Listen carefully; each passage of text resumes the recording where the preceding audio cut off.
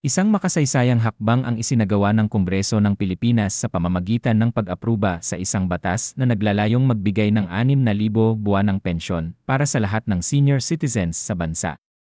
Ang panukalang batas na ito ay isang tugon sa matagal ng panawagan ng mga nakatatanda na magkaroon ng pantay-pantay na benepisyo anuman ang kanilang katayuang pinansyal sa buhay.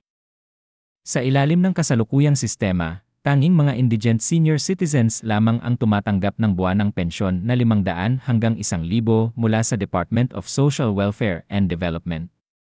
Ngunit sa bagong batas na ito, lahat ng senior citizens, kabilang ang mga hindi indigent, ay magkakaroon na ng karapatang makatanggap ng buwanang pensyon. Ang batas ay nagtatakda na ang pensyon ay magsisimula sa halagang 500 kada buwan para sa mga non-indigent seniors at tataas ng 100 kada taon hanggang umabot sa 1,000 sa ika-5 taon. Samantala, ang mga indigent senior citizens ay patuloy na makakatanggap ng kasalukuyang halaga ng 1,000 buwanang pensyon habang isinasagawa ang phased implementation ng mas mataas na benepisyo. Layunin ng batas na tiyakin na ang lahat ng senior citizens ay may sapat na suporta upang matugunan ang kanilang mga pangunahing pangangailangan sa araw-araw, lalo na sa kanilang mga huling taon. Ito ay isang pagkilala sa kanilang naging kontribusyon sa lipunan at isang hakbang upang mapabuti ang kalidad ng kanilang buhay. Ayon sa mga mambabatas na nagtulak sa panukalang ito, mahalagang bigyang halaga ang mga nakatatanda hindi lamang sa pamamagitan ng salita, kundi sa pamamagitan ng konkretong aksyon na magpapagaan sa kanilang pamumuhay.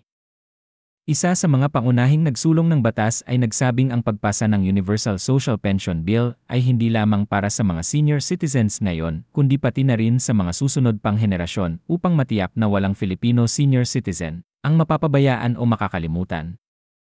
Isinaad din sa batas na magkakaroon ng regular na pagsusuri sa halaga ng pensyon tuwing 2 taon upang matiyak na ito ay naayon sa inflation at sa kasalukuyang estado ng ekonomiya.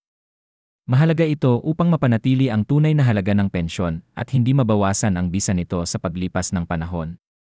Malaki rin ang papel na gagampanan ng National Commission of Senior Citizens na siyang hahawak ng programa 3 taon matapos itong ipatupad. Sa kasalukuyan, nasa ilalim pa rin ito ng pamamahala ng Department of Social Welfare and Development, ngunit unti-unti na itong ililipat sa bagong komisyon upang mas matutukan ang mga pangangailangan at benepisyo ng mga senior citizens. Tinatayang aabot sa halos 1.5 milyong senior citizens sa buong Pilipinas ang makikinabang sa programang ito. Sa unang taon pa lamang ng implementasyon, halos 70 bilyon ang kinakailangang pondo para sa pensyon ng lahat ng senior citizens. Ang pondong ito ay manggagaling sa pambansang budget na inilalaan taon-taon para sa social welfare programs ng gobyerno. Pinapayagan din ang mga lokal na pamahalaan na maglaan ng karagdagang pondo upang suportahan ang implementasyon ng programa sa kanilang nasasakupan, lalo na sa mga lugar kung saan mataas ang bilang ng mga senior citizens. Maliban dito, posible ring makatulong ang mga pribadong organisasyon sa pamamagitan ng mga donasyon upang mas mapalawak pa ang saklaw ng programa. Habang hinihintay pa ang ganap na implementasyon, patuloy na hinihikayat ng mga otoridad ang mga senior citizens at kanilang mga pamilya na magtungo sa pinakamalapit na tanggapan ng ESG upang magparehistro o update ang kanilang impormasyon. Mahalaga ang pagkakaroon ng updated na listahan upang masiguro na lahat ng kwalipikadong senior citizens ay makakatanggap ng benepisyo. Kabilang sa mga kinakailangang dokumento ang valid na government-issued katunayan ng edad, at iba pang mahahalagang papeles na magpapatunay ng kanilang pagiging kwalipikado. Nagpahayag din ang iba't ibang grupo ng suporta sa pagpasa ng batas na ito.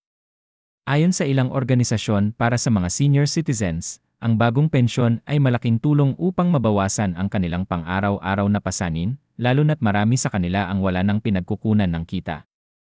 Hindi na rin nila kailangan pang umasa ng lubos sa kanilang mga anak at kaanak dahil sa tulong na hatid ng buwanang pensyon. Isa ring malaking kaginhawaan ito para sa mga pamilya ng mga senior citizens na kadalasang umaako ng responsibilidad para sa kanilang gastusin sa pagkain, gamot, at iba pang pangangailangan. May mga nagmungkahi rin na sana'y madagdagan pa ang benepisyo sa mga susunod na taon, lalo na kung kakayanin ng gobyerno. Sabi ng ilan, bagamat malaking tulong na ang 6,000 buwanang pensyon, hindi pa rin ito sapat sa harap ng patuloy na pagtaas ng presyo ng mga pangunahing bilihin at serbisyo. Kaya naman patuloy ang kanilang panawagan sa gobyerno na bantayan ang implementasyon at tiyaking tumutugon ito sa tunay na pangangailangan ng mga nakatatanda. Isa sa mga nakatatanda ang nagsabi, malaking bagay ang pensyon na ito upang mapagaan ang kanilang pamumuhay. Ngunit ang mas mahalaga ay ang katiyakan na hindi mapuputol ang benepisyo kahit magpalit ng administrasyon o magkaroon ng pagbabago sa liderato ng bansa. Naging inspirasyon din ang batas na ito sa ibang sektor ng lipunan upang mas mapagtibay ang advokasya para sa kapakanan ng mga matatanda. Marami sa mga kabataan ngayon ang nagpakita ng suporta sa kanilang mga lolo at lola sa pamamagitan ng pagbibigay ng impormasyon tungkol sa bagong pensyon at pagtulong sa pag-aasikaso ng mga kinakailangang papeles. Isa itong malinaw na patunay na ang pagkakaisa ng iba't ibang henerasyon ay mahalaga upang matiyak na ang mga nakatatanda ay hindi maiiwan sa laylayan ng lipunan. Ang batas na naglalaan ng 6,000 buwanang pensyon para sa mga senior citizens ay hindi lamang isang simpleng benepisyo kundi isang simbolo ng pagkilala at pagpapahalaga sa mga naging ambag ng ating mga lolo at lola sa lipunan. Isa rin itong patunay na kapag nagsama-sama ang boses ng mga tao, lalo na ang mga marginalized sectors, gaya ng mga senior citizens, maaari talagang magkaroon ng tunay na pagbabago. Sa pag-usad ng panahon, asahan natin na mas marami pang hakbang ang gagawin ng gobyerno upang mapabuti ang buhay hindi lamang ng mga senior citizens kundi ng bawat Pilipino. Sa huli, ang pinakamahalaga ay ang patuloy na pagtutok ng bawat isa sa implementasyon ng batas na ito. Mahalaga na mapanatili ang transparency at accountability upang matiyak na ang pondo ay maipapamahagi ng tama at walang kalabisan. Kailangang maging mapagbantay ang publiko at tiyaking ang lahat ng kwalipikadong senior citizens ay makikinabang sa batas na ito.